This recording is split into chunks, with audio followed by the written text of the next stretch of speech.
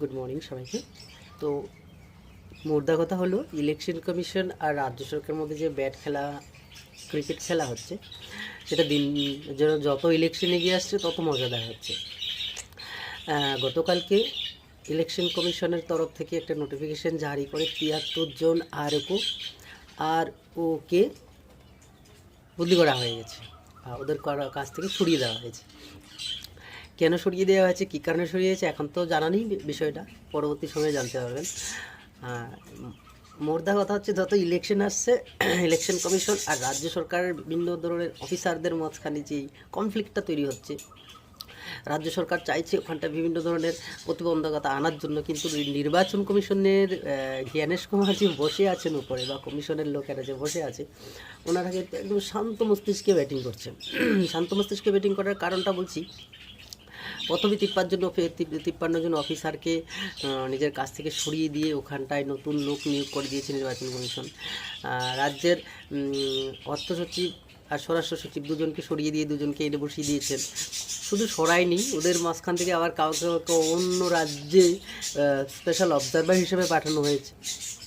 তার মধ্যে আবার কালকে ফাইনাল সাপ্লিমেন্টারি লিস্ট বেরোনোর আগে, ফাইনাল সাপ্লিমেন্টারি লিস্ট বেরোনোর আগেই ৭৩ জন ওকে বদলি করা হয়ে গেছে বা সরিয়ে দেওয়া হয়েছে ওদের ক্ষমতা থেকে। তাহলে বোঝাই যাচ্ছে যে ইলেকশন কমিশন কতটুকু গ্রাউন্ড নিয়ে খেলা করছে। এইবার এটার ফলপ্রসূ হিসেবে আমরা ইলেকশনে দেখতে পারবো কী ধরনের ফলপ্রসূ আছে ইলেকশনে।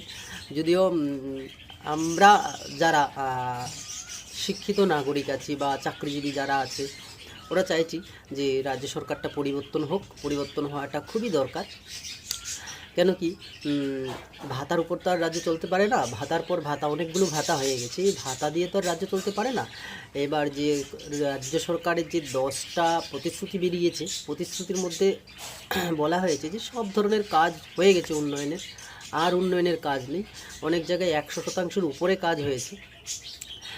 তার জন্য সাথে ভাতা, যে যুবসাথী প্রকল্প, সেটা আজীবন যুবসাথী প্রকল্প দেবেন, এবং লক্ষ্মী ভাণ্ডার আজীবন চলবে। দুয়ারে দুয়ারে স্বাস্থ্য। তো এই 3টে প্রকল্পের উপর আমার একটু বলার আছে। কেন কি, এই 3টে প্রকল্প যদি আজীবন ধরে চলে, দ্যাটস মিন তুমি কর্মসংস্থান করবে না, দ্যাটস মিন তুমি ছেলে মেয়েদের চাকরির কোনো ব্যবস্থা নেই, কোনো নতুন কোম্পানি আসতে দেবে না। দ্বিতীয়ত হচ্ছে, দুয়ারে দুয়ারে যেহেতু স্বাস্থ্য চলে যাবে, হসপিটালগুলো বন্ধ হয়ে যাবে, কেন হসপিটালে ডাক্তার থাকবে না, সব ডাক্তার তো দুয়ারে দুয়ারে চলে যাবে।